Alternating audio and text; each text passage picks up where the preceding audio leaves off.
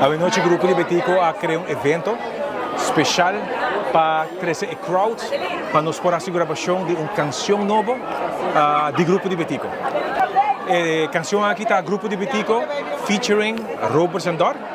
Tem três cantantes principais, que é Robert Mes, que é o nosso artista invitado, minha persona, Miguel Hanser, e também Maikito Cruz. A história está que Hopi anos atrás, Robert grava diferentes instrumentos para a produção do grupo de Betico, junto com o Eduardo Cruz, que passa descansa. Sempre a intenção e a ideia está de trazer colaboração com Robert diante como artista principal.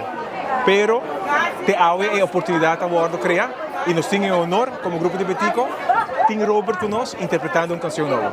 A canção se chama Passa Bom, mejor conhecido como Baila Malo Passa Bom, e é uma composição de minha persona e basicamente a ideia vem na meu trabalho. Quando eu estou cantando, então eu vou com post-its que Baila Malo Passa Bom. Llenan o conceito e a ideia vem para algo, é um kick para o crowd grupo de Betico crea e baila ronde o tema aqui. Esta zona que porta algo que catchy, pegajoso. O release da canção também está, se tudo está bom, a partir de setembro.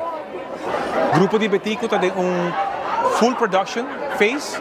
Nós está gravando um tema completamente novo para uma discografia que vai ser released para fim de ano.